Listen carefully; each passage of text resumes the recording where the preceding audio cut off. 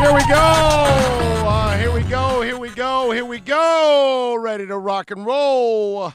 Hour number 3 of the program. If you want to get in on the accidentlawfirm.com text line, it's 786-322-1105. That's 786-322-1105 if you want to get in on the accidentlawfirm.com text line. And, of course, you can reach out to us on Twitter. That's at Big O Show. As always, Doug and Victoria, again, there's the Rush lunchbox. Thank you. Thank you, as always.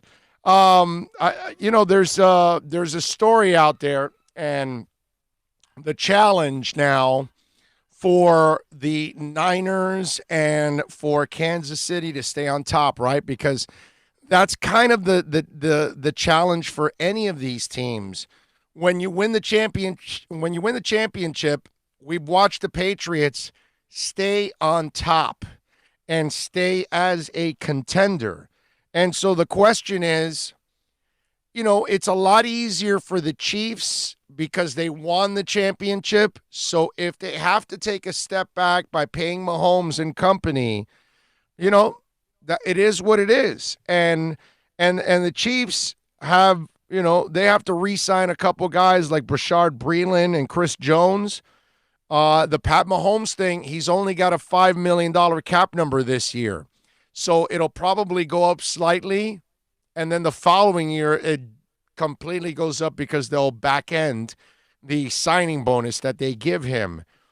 And obviously, this is one of those things that took down Seattle and it took down the Baltimore Ravens, that when they had to pay their quarterbacks, it kind of hurt them in other areas.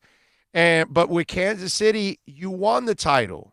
So there's a lot less pressure on you. Now on the San Francisco side, you've got Eric Armstead, the defensive end that you've got to re-sign. You got to re-sign the safety Jimmy Ward. You got to re-sign Emmanuel Sanders, the wide receiver. You got a lot of things that you got to keep together in that roster. Plus, Jimmy Garoppolo has got a cap hit of $26.6 million. Now, the Niners can save 22.4. And remember, earlier I played a soundbite for you from Dan Graziano talking about the possibility of Tom Brady going to the Niners. The way the 49ers build their contracts allows them to change course midstream if they decide to change the plan, upgrade at a position. And Jimmy Garoppolo's contract is no exception. There are 3 years left. Not a dollar of it is guaranteed. As of April 1st, $15.7 million of his $23.8 million salary this year becomes guaranteed.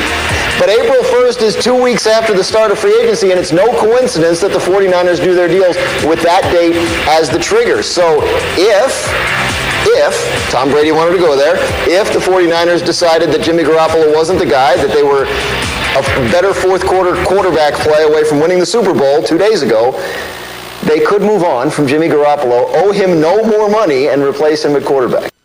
Now, can you imagine if that really happens? Because, all right, you're San Francisco. You got to get back there. You got to try to maintain. You got a huge cap number with Jimmy Garoppolo. What if Tom Brady comes in and says, give me $7-10 million. I'm good. Just make sure you pay everybody else, and you got a really good team. Gisele Bündchen makes so much money, I don't need it. I'm good. Plus, I've got Hulu and all these other people paying me all kinds of money to be their endorser. So I'm going to make another $50 million on the side in endorsements just on that. So I don't need that kind of salary. So Jimmy Garoppolo's not going to take a pay cut because he needs that money. He ain't going to make the kind of money that Tom Brady has made, is making, and has Gisele Bündchen, right? I mean, Jimmy Garoppolo's banging some, slutty porn stars that, come on, they're not really rich. So this is kind of an interesting story because the challenge for Kansas City to stay on top, there's a challenge, but there is an incredible pressure because you've already got the Lombardi Trophy.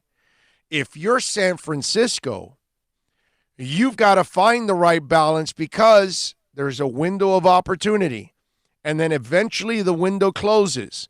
This thing that the Patriots did for 20 years of keeping that window open, those are things that never happen. So as San Francisco, you can't assume that you're going to do the same thing, and you can't assume the same thing in Kansas City. But Kansas City has no pressure. San Fran has. Because think about this. You're now Kyle Shanahan. You have choked away 2 Super Bowls in the last 4 years. Everybody's looking at you like, yo, dude, you choke in the biggest moments of your career as an offensive coordinator and as a head coach. You have chosen to do the wrong things at the wrong time, and you've cost your team. So how many more opportunities do you get if you're Kyle Shanahan? Think about that. You've already made it as an offensive coordinator, and now you made it as a head coach. How many more? If you're John Lynch, you're sitting there going, I would have taken that timeout with 1:39 left and stayed aggressive against Pat Mahomes. My guy went conservative. It's kind of weird, right? That Shanahan goes conservative before the half with plenty of time to drive downfield, but then he tries to get aggressive late in the game by throwing. How is that possible? It was supposed to be the other way around. Throw, get aggressive before the half, try to put on more points since you get the ball in the third quarter, and you get another opportunity to score so you can put Pat Mahomes behind the 8 ball. Weirdest thing. So if you're John Lynch, you're going, how many more chances do I get as a general manager? So can you imagine if Brady really decided to go there? And then on the flip side, you're Garoppolo. You sat for 4 years behind that dude. And now he comes 3,000 miles across the country and takes your job. Man, that would be a bitch. Holy crap. And if I'm Garoppolo, that would be, brutal, okay? And look, Derek Carr has to live with these rumors all the time now because everything coming out of Raider Nation is like they're dying to get rid of Derek Carr and they want to get another quarterback. And now Tom Brady's been linked to them. But if I'm Tom Brady, I'm not going to Oakland. I'm not going to the Chargers. I'm not going to play with bad owners. But I will go to San Francisco. Not that the Yorks are great owners, but they finally figured it out with Lynch. And Lynch is running the show. Okay, I'll trust him. Plus Lynch is a great player in his own right. So Tom Brady and Lynch will have a lot in common when it comes to, understanding greatness, understanding the moment that, hey, there isn't a lot of time to screw around here. And you think about it, you might have a better chance of winning a championship in San Francisco than anywhere else if you're Tom Brady, even New England. You just show up and you tell them, hey, Jimbo, we're just going to continue your tutoring, buddy. Yeah, well, yeah.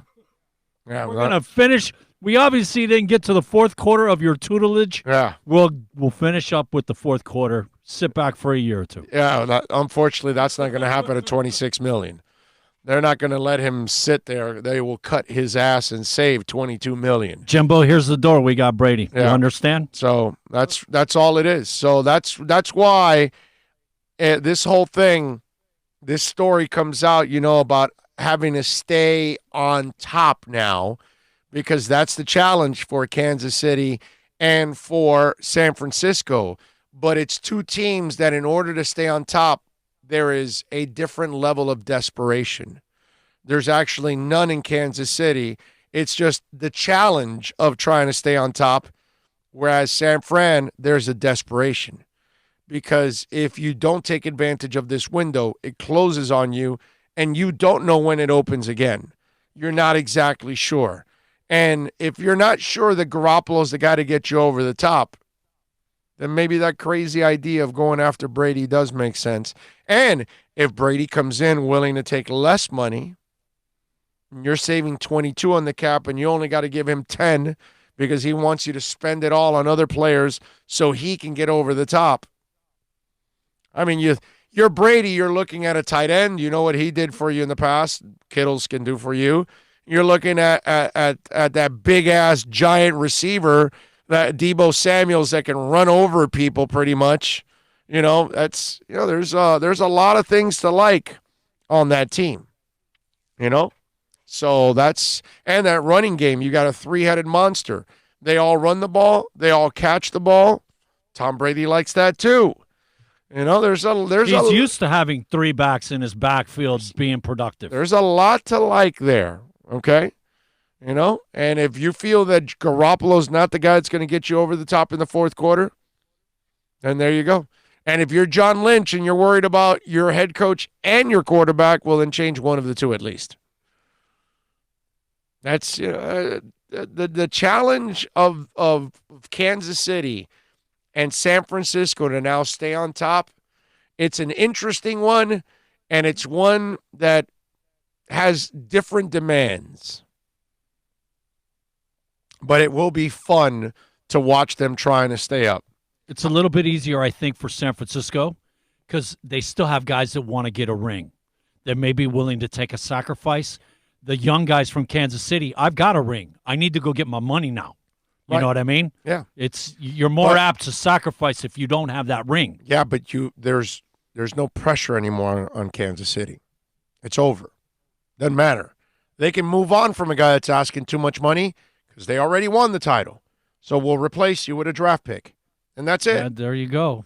Right. So there's no pressure because the fan base can't demand on you. San Fran, this is your window. You lose out on this window, it's over. Or you could be like Belichick and cut Law the day before, a couple days before the season starts and let him go to Buffalo. Yeah.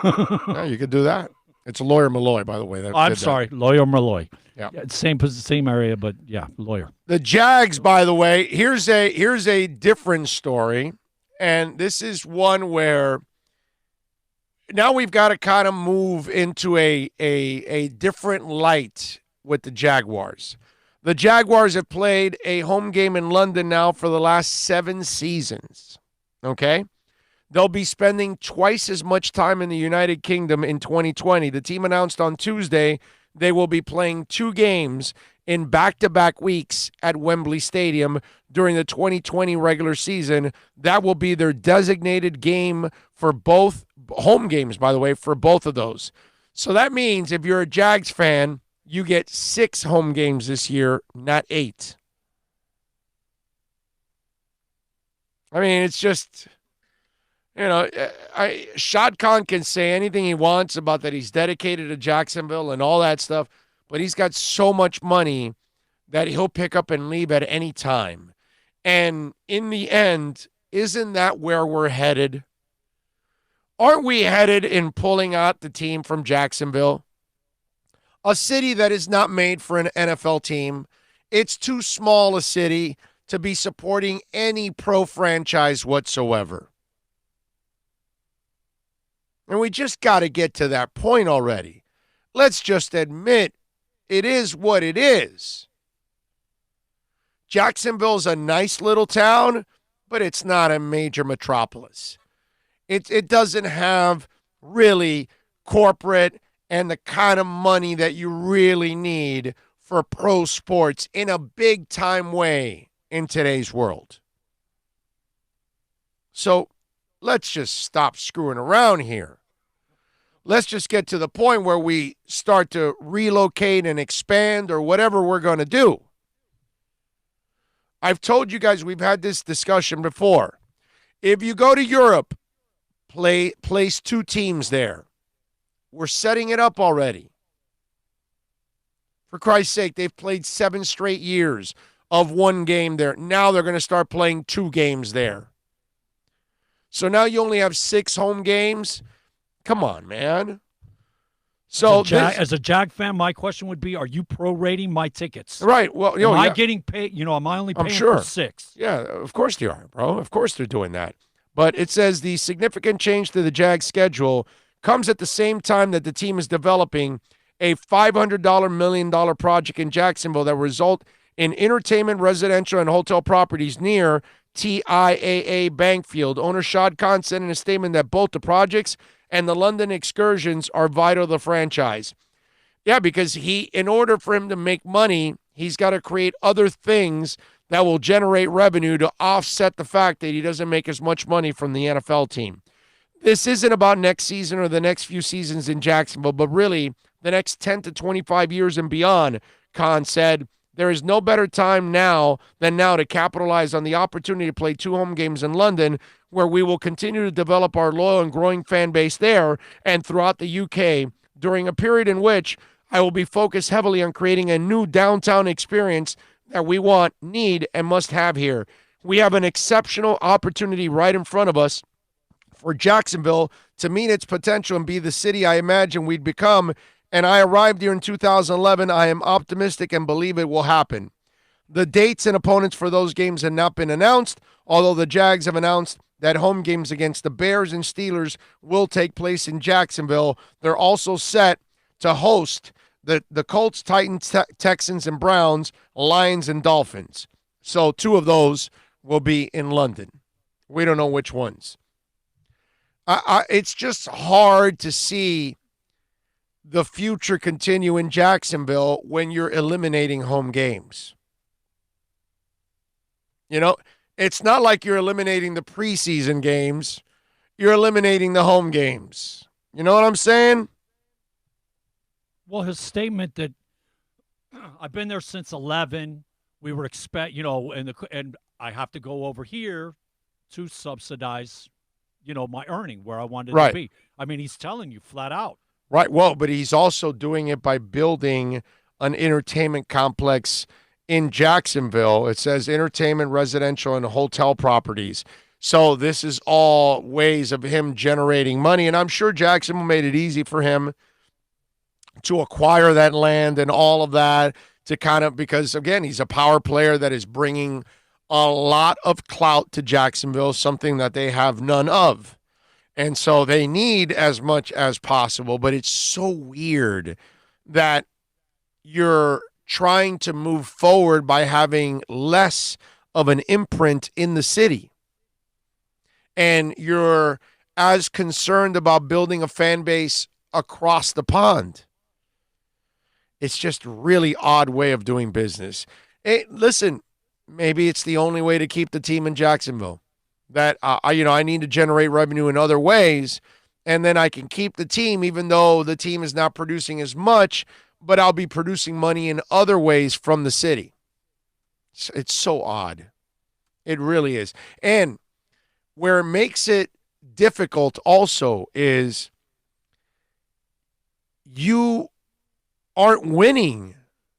So if you don't win in that town, we've all seen it. You're tarping off parts of the stadium because it's not a major metropolis. So if you don't win, there's no way of really trying to pull people from even other parts of Jacksonville that are the extended parts of Jacksonville that people will travel to come see the team. Because when you are really good, yeah, you'll get a crowd in there. But when you're not, then we know what ends up happening. And so there's a lot of pressure to be a really good team on a consistent basis. And you have to do it on a year in and year out basis so you can keep that kind of attendance. Because they proved it in the mid-90s. When they were really good and they were going to AFC championship games, I think they went twice, right? Once or twice? Or maybe the second round or whatever it was with Coughlin. They were packing it in, but then once those teams went, Brunell and Boselli and Hardy and all those guys disappeared, your attendance disappeared too. So they're as fair-weathered as it gets. So is that what he needs? He needs to build this entertainment complex to offset what he's not making from the football team, and then he needs to go across the pond to offset what he's not making with the football team in Jacksonville? I just find that kind of weird. That eventually, let's just not screw around anymore. Let's just call it what it is.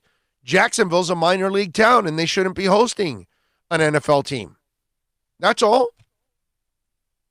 They're an XFL town, not an NFL town.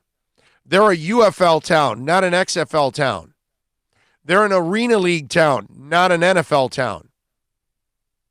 That's probably the problem with the Jacksonville area.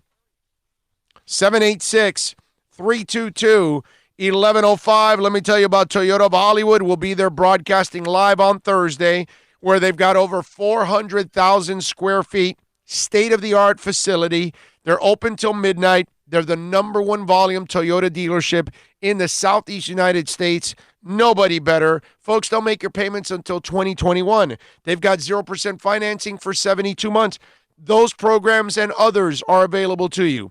Get on down there, see the largest selection of Toyotas anywhere here in Florida, and you can check it out for yourself. So if you want a Corolla, a Tundra, a Camry, you want to get the largest selection so you can pick the car you want, the color you want, the style you want, the model you want, but more importantly, the price you want. And it all happens at 1841 North State Road 7. Make sure you tell them that Big O sent you. They will take care of you at Toyota of Hollywood. All righty. This is the Big O Show. And don't forget, at 1 o'clock, we are going to be joined by Manny Navarro and our Caneswear Miami Hurricanes report. So we'll talk all things Miami Hurricanes with Manny at the top of the hour. Got a bunch of things to talk about with him. Speaking of Canes, last night, Baylor beating UConn. Largest loss they ever had at their stadium on the campus. Okay. Do you know they showed the top four? Our Lady Canes in 1992, the 16-point win we had against them, it's number 4 all-time. Okay. Biggest win at UConn. Okay. Not bad. Feel good about the Canes. All right. Speaking of women, did you guys see the IG model that tried to get on the field at the Super Bowl? Anybody catch that? Did she have her clothes on? Well, she tried not to have her clothes on. Her name is Kelly Green, a.k.a. Kelly K. She was trying to run onto the field. So the IG model got tackled right away when she jumped over the railing in the Super Bowl, which, you know, first of all, look, unless you're back crap crazy, then I understand. If you're not crazy and you're doing it for any other reason, you're just an idiot. And this moron, because she is, this is a mindless dumb bitch, basically. Seriously, she's just, I'm serious. You paid for a ticket to Super Bowl to then jump the rail because you want to show your ass off so you can get a couple of extra followers on Instagram. You're a stupid bitch. I mean, seriously, just you paid a lot of money to get arrested. So let me see. You paid for a Super Bowl ticket, then you also trespassed. You got arrested. You're facing like a year in jail, which I know you'll plea bargain or whatever. And if you have no record, you probably won't serve a day in jail except for the a couple of hours or whatever you were in the holding cell. You're a stupid bitch. You are. You're just an idiot. You're useless to me in this world. And then your mindless ass, and apropos, by the way I called it a mindless ass, as she's arrested and walking into the tunnel, she lifts the back of her skirt to show her ass. That was her entire idea in the Super Bowl. If you want to see her picture, there you go. Okay? I mean, not a bad-looking girl. A moron. A dumbass. Again, a stupid bitch. Because you're anybody's a stupid bitch if you go out and buy a ticket to an event just to get arrested. Okay? You're a stupid bitch. And kind of like, remember that dude that we talked about in the Iron Maiden concert that we walked away and he's just throwing up in a big cup? You're a stupid bitch. You're going to go to a concert. You're on the floor, by the way, because we were literally, I want to say, like 9 rows off the stage.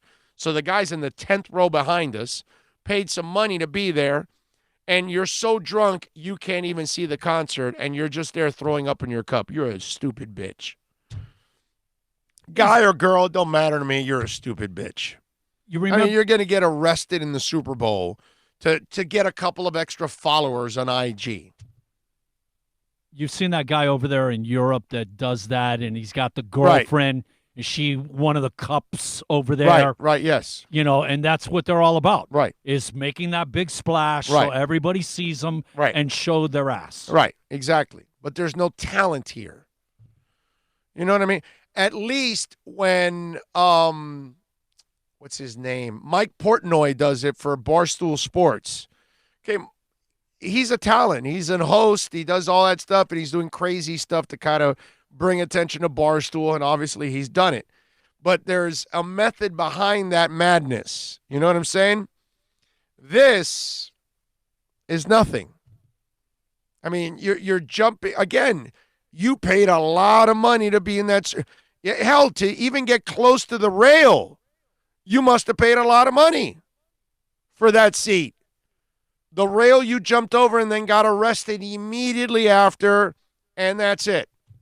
It goes, this is the story on TMZ. It says a smoking hot model with a massive following was arrested during the Super Bowl on Sunday.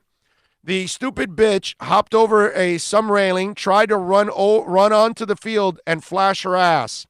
You can see in the video of the alleged incident, Kelly Green, a.k.a. Kelly K, was tackled by security before she really could make a scene during the game. She still managed to show the crowd her butt while cops were taking her away, and you can see it in the footage. Fans were loving it. Cops clearly didn't think the scene was funny, though. They straight up arrested her and charged her with misdemeanor trespass. She was booked and forced to take a mugshot at the station. The 27-year-old has 250,000 followers on Instagram and released Monday and posted a poolside video bragging about getting out. Young jailbait out of jail, she said. Fresh out of the pen, fresh out of Dade County. What? Green faces up to 1 year in jail if convicted on trespass charge. But let's get real. She'll likely cut a deal and won't spend a minute behind bars. And there you go. Just her running her mouth. If I'm the state attorney, like, you know what? You're gonna pay. You're gonna go to jail for a little time. And she has a nice ass. Yeah, she does. Yeah, she does. She's got a nice ass, but I mean, you're a dumbass. So that's what people are doing to get attention. Really? Is that a woman that any of you want to be attracted to? Outside of just sleeping with her, that what other use is there with that? You know who set this precedent? Kim Kardashian. Yeah. You know, no talent, no this. You know, give porn video out there. Hey. I mean, give me a break, dude.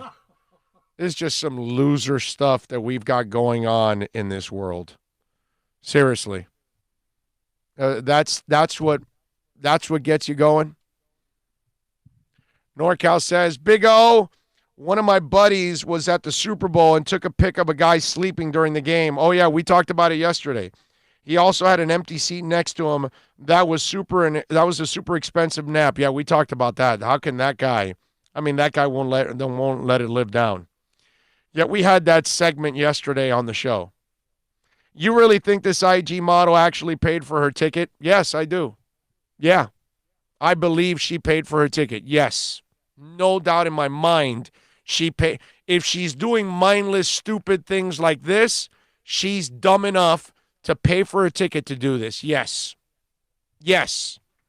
You know no why doubt. she's stupid? Do you remember the girls that did the thing with Miami Beach, the cop walking in front of? Yeah. She didn't have a hookup. She didn't have like security or somebody so she could at least get her flash in. Right. You know, bottom line. Yeah. Yeah. No, she's just a regular Joe jumping a fence and getting arrested. So, yeah, I believe that she's dumb enough to pay for that because she thought by paying for that ticket and getting there and doing the stunt, it would be well worth the ticket and the arrest. So, yes, I do believe she paid for it. There's no doubt in my mind that she paid for it. Yep. Let's see. Ivan Chicola says, no way, some sugar daddy did. All right. Well, I don't think she's smart enough for that. Okay? I really don't. She's probably from the great state of Kansas. Yes. Home of Kansas City. Right, Trump? 786-322-1105. Man, everybody slammed Trump after that. Everybody. Entertainers, musicians, people, you name it, just regular Joes. They all went after Trump for that one, man. That was classic. That was funny. That was funny. I got to say. That's one that you got to give it to the Prez. He gave us some serious entertainment with that one. But you know what? Presidents have done that over the years. And it doesn't matter the political standing. I don't really care, Democrat or Republican. But both over the years, I mean, I've been around long enough to watch, Ford fall off stages and just watch different presidents of Reagan babbling and Bush saying, the younger Bush saying crazy stuff, but Bill Clinton telling us that he didn't inhale. I mean, we could just come up with so many between the Democrats and the Republicans. That they've done all kinds of screw ups, and every president does stuff that becomes entertaining for us. And Trump did his share there. That got everybody going.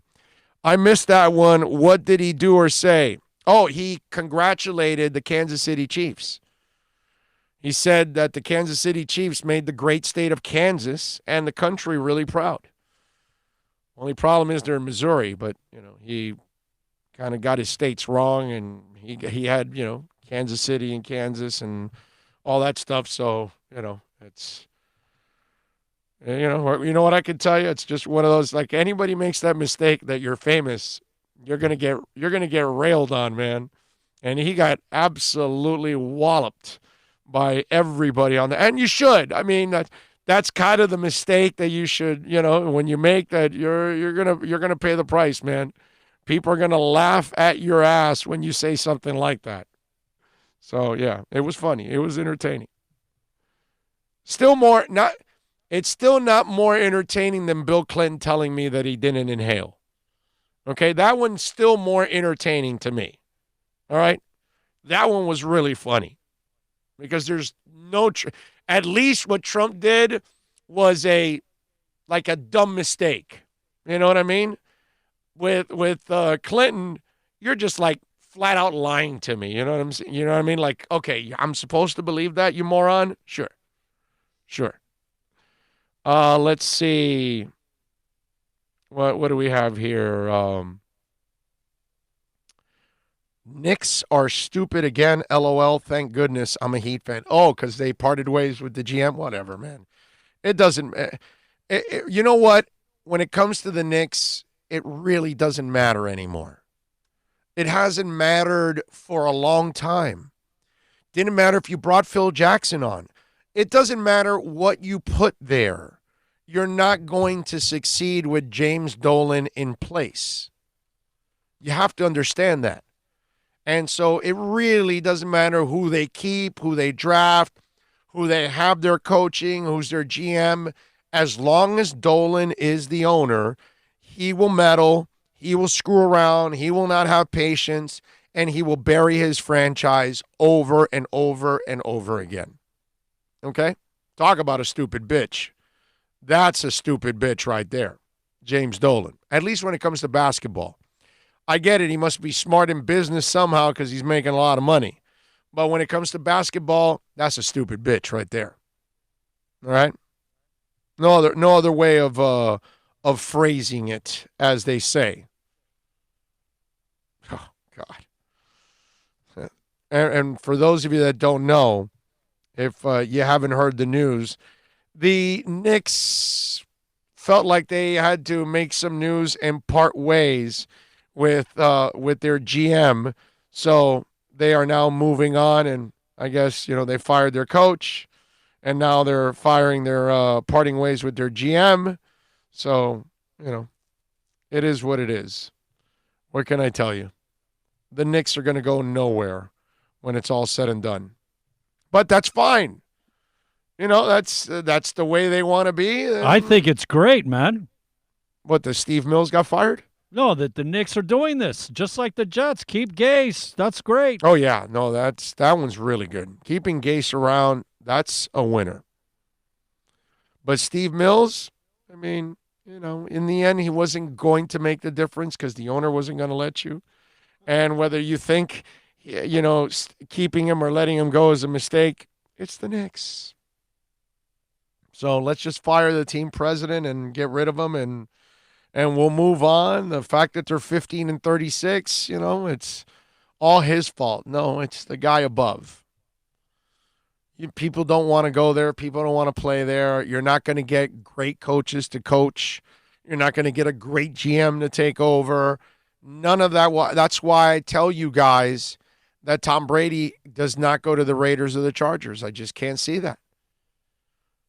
It doesn't make any sense. Just like if you're a good GM or you're a good head coach, why in the world would you take a job for James Dolan? Why would you work for that stupid bitch? That's the term today. That's the term of choice. Stupid bitch. Nothing wrong with that. All right. Are you ready for a new Judas Priest album? Huh? Are you ready to rock with a new Judas Priest album? You are going to get that, ladies and gentlemen. Firepower was absolutely awesome. So Priest now put out a post. Richie Faulkner put out a tweet that showed, this is pretty cool, it showed Halford and Glenn Tipton. I like it because as those of you that follow it, Glenn Tipton has gotten or has Parkinson's disease, and so he kind of only took a small part in the last tour where he showed up on certain dates for the encore. I was blessed to see him twice here in Fort Lauderdale at Hollywood at the Hard Rock, and then in San Antonio, and he came out both times. But they showed a really cool picture. See, Faulkner along with Tipton and Halford. And it says guitarist Richie Faulkner, who replaced KK Downing in 2011, broke the news on Twitter shortly before 11 last night, sharing a photo of himself sitting next to Rob Halford and Glenn Tipton in the studios.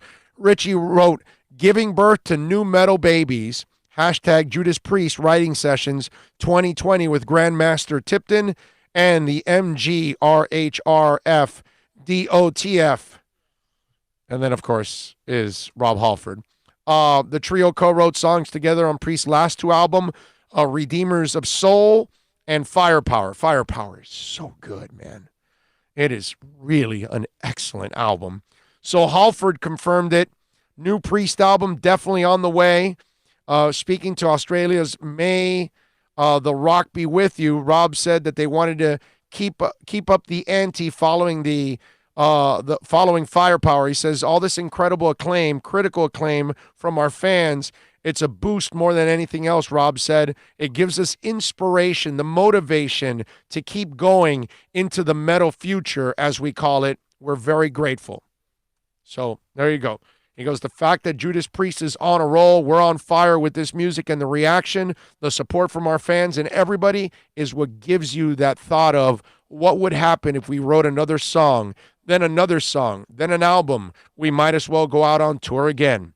It's a lot of things combined that really still keep us active and keep us to what's next to be done. So I love the fact, by the way, that Tipton is still a part of it. That's pretty cool. Faulkner has been one hell of an addition for Judas Priest. I just read, by the way, where KK Downing is putting together a band, and he now has the itch to get back on stage and tour. It's funny that the guy didn't have the energy or ran out of the interest of playing with Priest, and then Priest kept going, and now he wants to go on his own, and it's just so weird, man. Well, remember, he kind of bitched and complained about that, remember? And it was like, you're the one that left, man. What? Come on. Yeah, but then he says he left because he was the only one with energy and nobody else had. Well, dude, I watch them on stage every time they come, and they're the same band they've always been. Yeah, Rob Halford may not be able to move around as much, but he still moves around, and his voice is still impeccable. And it's not like Glenn Tipton used to run around all over on stage. He pretty much stayed on one side. Hill, the bassist, stays in his spot like he always has for 40 years. I don't get it. I don't get it. Faulkner's like the showman. Actually, I think Faulkner is a better showman than KK Downey, and he's a great guitarist too, on top of all of that. So, whatever. But there you go. There's a little Judas Priest news for you on the program. Let me tell you a little bit about Pallet Rack City. We got to talk about Eddie Pereira and all the great people out there at Pallet Rack City. Listen, if you have a warehouse and you want to straighten things out, you want to make it look better, you got boxes stacked on top of boxes, it's really hard to reach stuff, you're making it harder for your employees, it doesn't look good. You want to look good, you want to look organized, call Pallet Rack City. They've got everything, all of your warehouse needs, large used racking, the largest used racking inventory in South Florida, and they also sell used forklifts and dock equipment. It's your one-stop shop for all your warehouse needs. Tell them that Big O sent you. I promise you, Eddie Pereira is going to take care of you. Here's his phone number, 305-887-9212. That's 305-887-9212 for Pallet Rack City. When we come back, we talk a little Canes football with Manny Navarro next.